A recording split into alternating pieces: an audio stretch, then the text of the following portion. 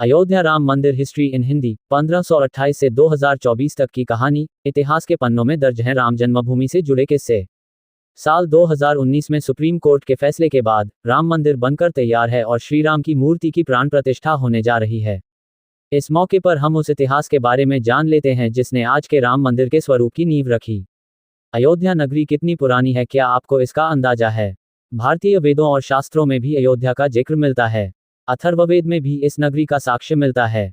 हमारी मान्यताओं में अयोध्या नगरी हमेशा से ही श्री राम की जन्मभूमि रही है। अयोध्या का धार्मिक इतिहास तो हमने रामायण में पढ़ा है, लेकिन इसके इतिहास का एक पन्ना विवादित भी है। हम बात कर रहे हैं बाबरी मस्जिद और इससे जुड़ी घटनाओं की।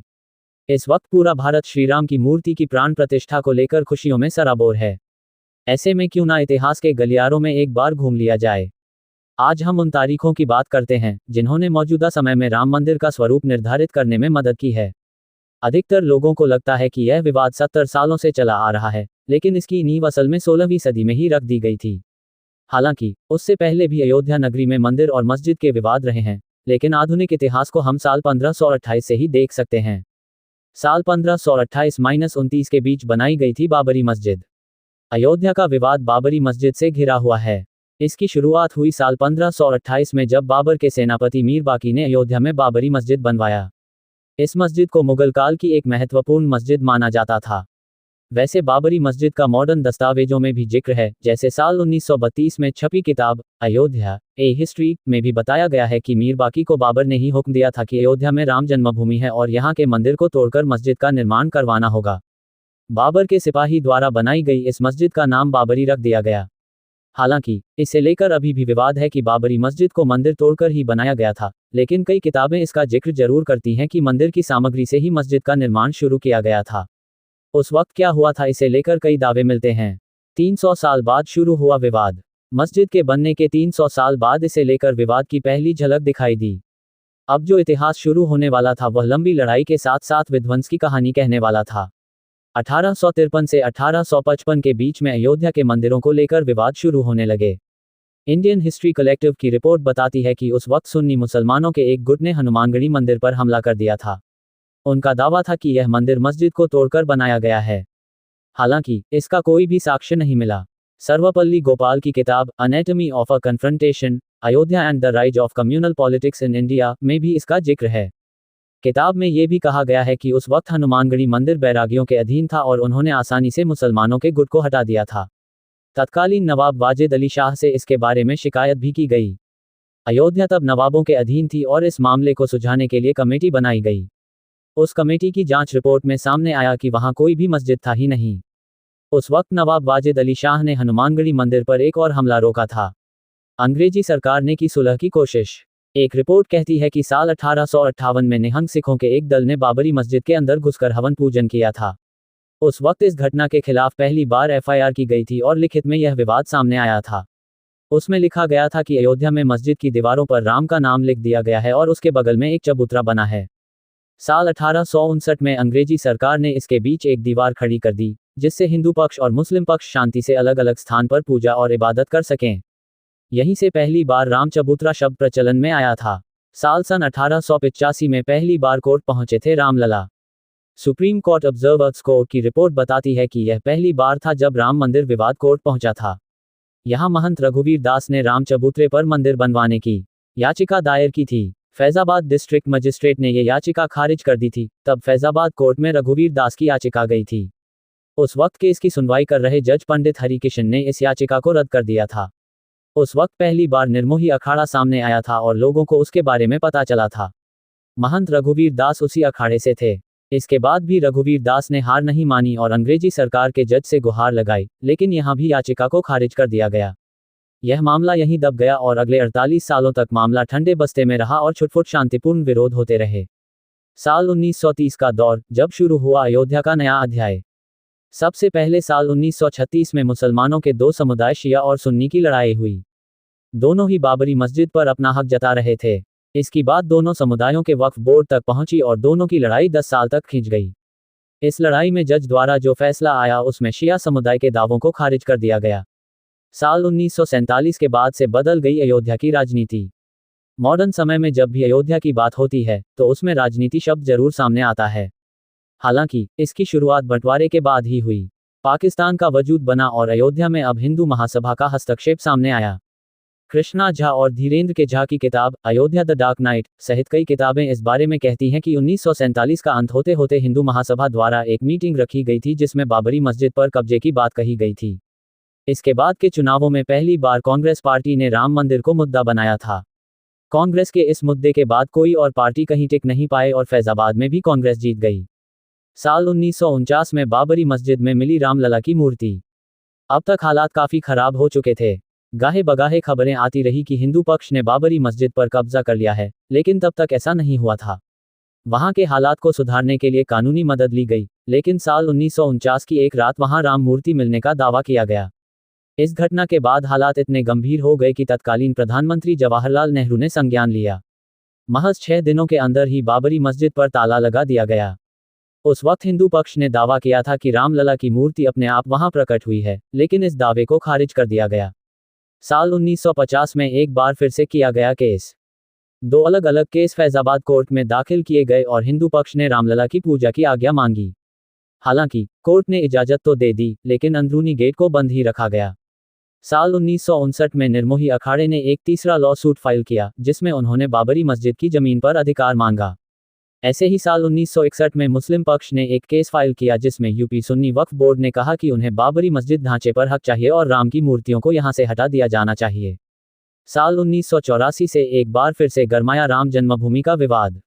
इस समय अयोध्या ने अपना सबसे बड़ा राजनीतिक दौर देखा। ये वक्त था जब राम मंदिर आंदोलन की शुरुआत हुई थी। इसी समय बीजेपी के वरिष्ठ नेता लाल कृष्ण आडवाणी को इस आंदोलन का नेतृत्व करने के लिए चुना गया था। साल 1986 में राजीव गांधी सरकार के आदेश पर बाबरी मस्जिद के अंदर का गेट खोला गया। दरअसल उस वक्त लॉयर यूसी पांडे ने फैजाबाद सेशन कोर्ट में याचिका दायर की थी कि फैजाबाद सिटी एडमिनिस्ट्रेशन ने इसका गेट बंद करने का फैसला सुनाया था, इसलिए इसे खोला जाना चाहिए। तब हिंदू पक्ष को यहां पूजा और दर्शन की अनुमति भी दे दी गई और बाबरी मस्जिद एक्शन कमेटी ने इसके खिलाफ प्रोटेस्ट भी किया। साल 1989 में रखी गई थी राम मंदिर की नींव। उस समय तत्कालीन प्रधानमंत्री राजीव गांधी ने विश्व हिंदू परिषद को विवादित जगह पर शिलान्यास करने की अनुमति दे दी थी। इसके बाद पहली बार रामलला का नाम इलाहाबाद हाई कोर्ट पहुंचा था, जिसमें निर्मोही अखाड़ा 1959 और सुन्नी वक्फ बोर्ड 1961 ने रामलला जन्मभूमि पर अपना दावा पेश किया। अयोध्या राम मंदिर हिस्ट्री इन हिंदी 1528 से 2024 तक की कहानी। इतिहास के पन्नों में दर्ज हैं राम जन्मभूमि से जुड़े किस्से। साल 2019 में सुप्रीम कोर्ट के फैसले के बाद राम मंदिर बनकर तैयार है और श्री राम की मूर्ति की प्राण प्रतिष्ठा होने जा रही है। इस मौके पर हम उस इतिहास के बारे में जान लेते हैं जिसने आज के राम मंदिर के स्वरूप की नींव रखी। Historical facts and timeline of Ram temple. Ayodhya नगरी कितनी पुरानी है, क्या आपको इसका अंदाजा है? भारतीय वेदों और शास्त्रों में भी अयोध्या का जिक्र मिलता है। अथर्ववेद में भी इस नगरी का साक्ष्य मिलता है। हमारी मान्यताओं में अयोध्या नगरी हमेशा से ही श्री राम की जन्मभूमि रही है। अयोध्या का धार्मिक इतिहास तो हमने रामायण में पढ़ा है, लेकिन इसके इतिहास का एक पन्ना विवादित भी है। हम बात कर रहे हैं बाबरी मस्जिद और इससे जुड़ी घटनाओं की। इस वक्त पूरा भारत श्री राम की मूर्ति की प्राण प्रतिष्ठा को लेकर खुशियों में सराबोर है। ऐसे में क्यों ना इतिहास के गलियारों में एक बार घूम लिया जाए। आज हम उन तारीखों की बात करते हैं जिन्होंने मौजूदा समय में राम मंदिर का स्वरूप निर्धारित करने में मदद की है। अधिकतर लोगों को लगता है कि यह विवाद 70 सालों से चला आ रहा है, लेकिन इसकी नींव असल में 16वीं सदी में ही रख दी गई थी। हालांकि उससे पहले भी अयोध्या नगरी में मंदिर और मस्जिद के विवाद रहे हैं, लेकिन आधुनिक इतिहास को हम साल 1528 से ही देख सकते हैं। साल 1528-29 के बीच बनाई गई थी बाबरी मस्जिद। अयोध्या का विवाद बाबरी मस्जिद से घिरा हुआ है। इसकी शुरुआत हुई साल 1528 में जब बाबर के सेनापति मीर बाकी ने अयोध्या में बाबरी मस्जिद बनवाया। इस मस्जिद को मुगल काल की एक महत्वपूर्ण मस्जिद माना जाता था। वैसे बाबरी मस्जिद का मॉडर्न दस्तावेजों में भी जिक्र है, जैसे साल 1932 में छपी किताब अयोध्या ए हिस्ट्री में भी बताया गया है कि मीर बाकी को बाबर ने ही हुक्म दिया था कि अयोध्या में राम जन्मभूमि है और यहाँ के मंदिर को तोड़कर मस्जिद का निर्माण करवाना होगा। हाउ बाबरी मस्जिद वॉज मेड। बाबर के सिपाही द्वारा बनाई गई इस मस्जिद का नाम बाबरी रख दिया गया। हालांकि इसे लेकर अभी भी विवाद है कि बाबरी मस्जिद को मंदिर तोड़कर ही बनाया गया था, लेकिन कई किताबें इसका जिक्र जरूर करती हैं कि मंदिर की सामग्री से ही मस्जिद का निर्माण शुरू किया गया था। उस वक्त क्या हुआ था इसे लेकर कई दावे मिलते हैं। इसे जरूर पढ़ें। राम टेम्पल्स अयोध्या ही नहीं बल्कि भारत के ये राम मंदिर भी हैं श्रद्धालुओं के लिए बेहद खास। 300 साल बाद शुरू हुआ विवाद। मस्जिद के बनने के 300 साल बाद इसे लेकर विवाद की पहली झलक दिखाई दी। अब जो इतिहास शुरू होने वाला था वह लंबी लड़ाई के साथ साथ विध्वंस की कहानी कहने वाला था। 1853 से 1855 के बीच में अयोध्या के मंदिरों को लेकर विवाद शुरू होने लगे। इंडियन हिस्ट्री कलेक्टिव की रिपोर्ट बताती है कि उस वक्त सुन्नी मुसलमानों के एक गुट ने हनुमानगढ़ी मंदिर पर हमला कर दिया था। उनका दावा था कि यह मंदिर मस्जिद को तोड़कर बनाया गया है। हालांकि इसका कोई भी साक्ष्य नहीं मिला। सर्वपल्ली गोपाल की किताब anatomy of a confrontation, Ayodhya and the rise of communal politics in India में भी इसका जिक्र है। किताब में यह भी कहा गया है कि उस वक्त हनुमानगढ़ी मंदिर बैरागियों के अधीन था और उन्होंने आसानी से मुसलमानों के गुट को हटा दिया था। राम मंदिर कंट्रोवर्सी इन तत्कालीन नवाब वाजिद अली शाह से इसके बारे में शिकायत भी की गई। अयोध्या तब नवाबों के अधीन थी और इस मामले को सुलझाने के लिए कमेटी बनाई गई। उस कमेटी की जांच रिपोर्ट में सामने आया कि वहां कोई भी मस्जिद था ही नहीं। उस वक्त नवाब वाजिद अली शाह ने हनुमानगढ़ी मंदिर पर एक और हमला रोका था। अंग्रेजी सरकार ने की सुलह की कोशिश। एक रिपोर्ट कहती है कि साल 1858 में निहंग सिखों के एक दल ने बाबरी मस्जिद के अंदर घुसकर हवन पूजन किया था। उस वक्त इस घटना के खिलाफ पहली बार एफआईआर की गई थी और लिखित में यह विवाद सामने आया था। उसमें लिखा गया था कि अयोध्या में मस्जिद की दीवारों पर राम का नाम लिख दिया गया है और उसके बगल में एक चबूतरा बना है। साल 1859 में अंग्रेजी सरकार ने इसके बीच एक दीवार खड़ी कर दी, जिससे हिंदू पक्ष और मुस्लिम पक्ष शांति से अलग अलग स्थान पर पूजा और इबादत कर सकें। यहीं से पहली बार राम चबूतरा शब्द प्रचलन में आया था। साल सन 1885 में पहली बार कोर्ट पहुंचे थे Ramlalla. Supreme Court observers court की रिपोर्ट बताती है कि यह पहली बार था जब राम मंदिर विवाद कोर्ट पहुंचा था। यहां महंत रघुवीर दास ने राम चबूतरे पर मंदिर बनवाने की याचिका दायर की थी। फैजाबाद डिस्ट्रिक्ट मजिस्ट्रेट ने यह याचिका खारिज कर दी थी। तब फैजाबाद कोर्ट में रघुवीर दास की याचिका गई थी। उस वक्त केस की सुनवाई कर रहे जज पंडित हरिकिशन ने इस याचिका को रद्द कर दिया था। उस वक्त पहली बार निर्मोही अखाड़ा सामने आया था और लोगों को उसके बारे में पता चला था। महंत रघुवीर दास उसी अखाड़े से थे। इसके बाद भी रघुवीर दास ने हार नहीं मानी और अंग्रेजी सरकार के जज से गुहार लगाई, लेकिन यहां भी याचिका को खारिज कर दिया गया। यह मामला यहीं दब गया और अगले 48 सालों तक मामला ठंडे बस्ते में रहा और छुटपुट शांतिपूर्ण विरोध होते रहे। इसे जरूर पढ़ें। अयोध्या राम मंदिर लाइव अपडेट्स। भक्ति में सराबोर अयोध्या नगरी, राम मंदिर से जुड़ी ये जानकारी क्या जानते हैं आप? साल 1930 का दौर, जब शुरू हुआ अयोध्या का नया अध्याय। सबसे पहले साल 1936 में मुसलमानों के दो समुदाय शिया और सुन्नी की लड़ाई हुई। दोनों ही बाबरी मस्जिद पर अपना हक जता रहे थे। इसकी बात दोनों समुदायों के वक्फ बोर्ड तक पहुंची और दोनों की लड़ाई 10 साल तक खींच गई।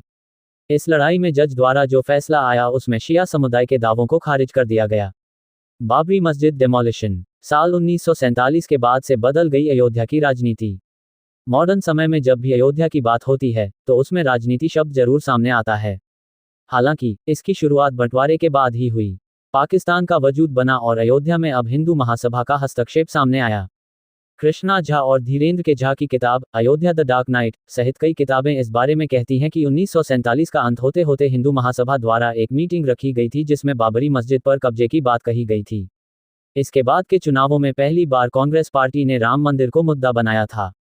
कांग्रेस के इस मुद्दे के बाद कोई और पार्टी कहीं टिक नहीं पाए और फैजाबाद में भी कांग्रेस जीत गई।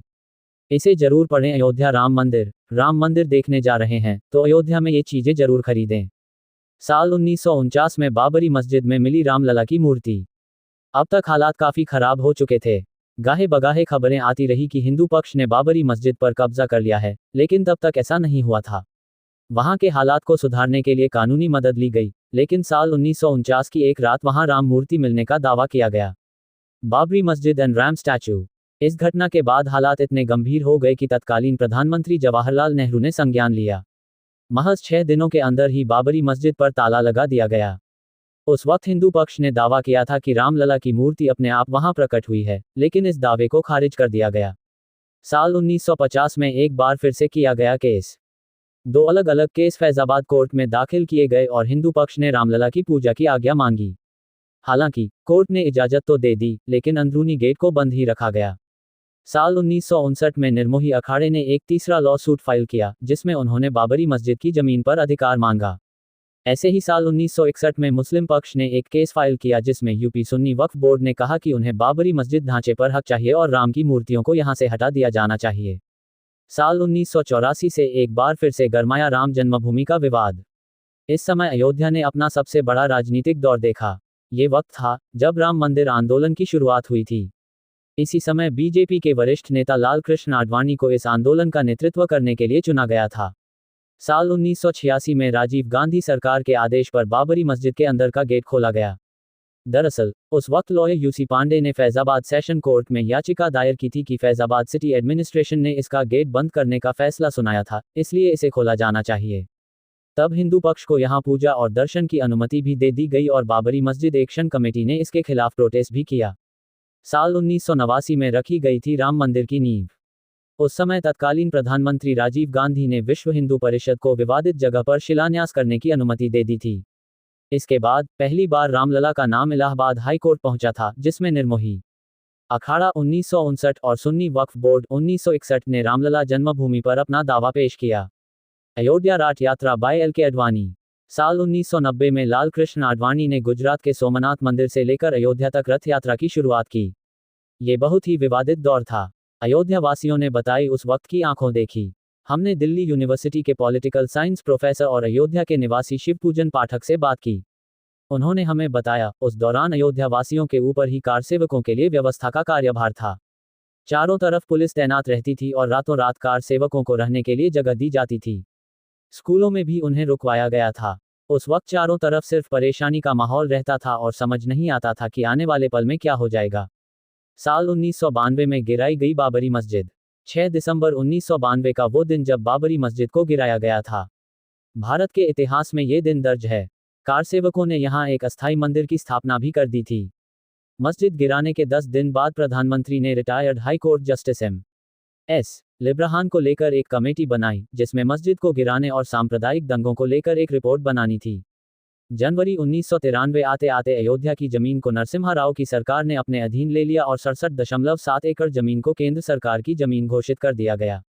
साल 1994 में इस्माइल फारूकी जजमेंट आया, जिसमें सुप्रीम कोर्ट एससी ने 3:2 के बहुमत से अयोध्या में कुछ क्षेत्रों के अधिग्रहण अधिनियम की संवैधानिकता को बरकरार रखा। इस जजमेंट में यह भी कहा गया था कि कोई भी धार्मिक जगह सरकारी हो सकती है। साल 2002 में बढ़ने लगी राम मंदिर की मांग। अप्रैल 2002 में अयोध्या टाइटल डिस्प्यूट शुरू हुआ और इलाहाबाद हाई कोर्ट की लखनऊ बेंच में हियरिंग शुरू हुई। अगस्त 2003 में ऐसी आर्कियोलॉजिकल सर्वे ऑफ इंडिया ने मस्जिद वाली जगह पर खुदाई शुरू की और ये दावा किया कि इसके नीचे 10वीं सदी के मंदिर के साक्ष्य मिले हैं। साल 2009 में अपने गठन के 17 सालों बाद लिब्राहन कमीशन ने रिपोर्ट सबमिट की। हालांकि इस रिपोर्ट में क्या था वह सामने नहीं आया। 30 सितंबर 2010 अयोध्या मामले का ऐतिहासिक फैसला। अब तक अयोध्या की जमीन को हर पक्ष अपने लिए मांग रहा था, लेकिन इलाहाबाद हाई कोर्ट ने इस जमीन को 3 हिस्सों में बांट दिया। इसके तहत 1/3 हिस्सा निर्मोही अखाड़ा को, 1/3 हिस्सा सुन्नी वक्फ बोर्ड को और 1/3 हिस्सा रामलला विराजमान को दिया गया। इस फैसले ने पूरे देश में विवादों को जन्म दिया। इसके खिलाफ एक बार फिर से याचिका दायर हुई और साल 2011 में सुप्रीम कोर्ट ने इलाहाबाद हाई कोर्ट की रूलिंग को रोक दिया। सुप्रीम कोर्ट ने इस हियरिंग को लेकर कहा कि इलाहाबाद हाई कोर्ट का जजमेंट अजीब है, क्योंकि तीनों में से किसी भी पार्टी ने इसके लिए गुहार नहीं लगाई थी। साल 2017 आते आते चीफ जस्टिस खेहर ने तीनों पार्टियों को आउट ऑफ कोर्ट सेटलमेंट के बारे में कहा। इस पर एक बार फिर से बहस शुरू हुई। साल 2018 में सुप्रीम कोर्ट ने अपना फैसला दिया, हालांकि लेकिन उसे जगजाहिर नहीं किया गया। उस वक्त सुप्रीम कोर्ट ने बड़ी बेंच के तहत उनके फैसले की जांच करने को मना कर दिया था। साल 2019 में आखिरकार आया ऐतिहासिक फैसला। चीफ जस्टिस गोगोई ने साल 2019 में 5 जजों की बेंच बनाई और पुराने 2018 वाले फैसले को खारिज कर दिया। 8 मार्च 2019 को 2 दिन की सुनवाई के बाद जमीनी विवाद को आपसी सहमति से सुलझाने की बात एक बार फिर से कही गई। नवंबर 2019 आते आते सुप्रीम कोर्ट ने हिंदू पक्ष के हित में फैसला सुनाया और राम मंदिर को एक ट्रस्ट के जरिए बनवाने का आदेश दिया। इसके साथ सुन्नी वक्फ बोर्ड को 5 एकड़ जमीन दी गई, जहां अयोध्या में मस्जिद बनवाया जाना था। दिसंबर तक इस मुद्दे पर कई पेटिशन फाइल की गई और सुप्रीम कोर्ट ने इस मुद्दे को खारिज कर दिया। फरवरी 2020 को श्री राम जन्मभूमि तीर्थ क्षेत्र ट्रस्ट की स्थापना हुई। लोकसभा में प्रधानमंत्री नरेंद्र मोदी ने इसकी घोषणा की। सुन्नी वक्फ बोर्ड ने 5 एकड़ जमीन को स्वीकार किया और अगस्त 2020 में प्रधानमंत्री नरेंद्र मोदी ने राम मंदिर का शिलान्यास किया। अब 22 जनवरी 2024 को प्रधानमंत्री नरेंद्र मोदी द्वारा ही रामलला की मूर्ति का प्राण प्रतिष्ठा किया जाना है। अयोध्या राम मंदिर लाइव अपडेट्स। अयोध्या में भगवान श्री राम मंदिर उद्घाटन की तैयारी जोरों शोरों से चल रही है। वहीं दिनांक 22 जनवरी को रामलला भव्य मंदिर में विराजमान होंगे। रामलला की प्राण प्रतिष्ठा समारोह में प्रधानमंत्री मोदी समेत अन्य अतिथि भी मौजूद रहेंगे। बता दें, राम जन्मभूमि ट्रस्ट की ओर से इन 7 दिन की पूरी कार्यक्रम की लिस्ट सामने आई है। रामलला की प्राण प्रतिष्ठा का कार्यक्रम दिनांक 16 जनवरी से लेकर दिनांक 22 जनवरी तक चलेगा। हिंदू पंचांग के अनुसार भगवान श्री रामलला की शुभ प्राण प्रतिष्ठा पौष माह के शुक्ल पक्ष की पूर्ण द्वादशी तिथि के दिन अभिजीत मुहूर्त में की जाएगी। अब ऐसे में लिस्ट के आधार पर कार्यक्रम का आरंभ हो चुका है। वहीं आज अनुष्ठान का तीसरा दिन है, जिसमें रामलला की प्रतिमा को गर्भगृह में लाया गया है और सूर्यवंशी भगवान श्री राम का जलाधिवास और गंधाधिवास गया। 18 जनवरी 2024 के कार्यक्रम। आज किया जाएगा गणेश पूजन और वरुण पूजन। अयोध्या में दिनांक 22 जनवरी को होने वाले राम मंदिर प्राण प्रतिष्ठा के लिए अनुष्ठान जारी है। अभी गणेश पूजन और वरुण पूजन किया जाएगा। अभी फिलहाल रामलला की प्रतिमा बुधवार के दिन रात को गर्भगृह के अंदर लाया गया है और कलश पूजन भी विधि विधान के साथ किया गया है। साथ ही रामलला की स्थापना राम यंत्र पर होगा। आज रामलला का जलाधिवास और गंधाधिवास। अयोध्या में आज दोपहर 1 बजे से गणपति पूजन किया गया। इसके साथ ही जन्मभूमि मंदिर के गर्भगृह में रामलला की प्राण प्रतिष्ठा का अनुष्ठान संकल्प लिया गया। अभी फिलहाल मातृका पूजन की जा रही है। फिर पंचांग पूजन के बाद मंडप प्रवेश का आयोजन होगा। 17 जनवरी 2024 के कार्यक्रम।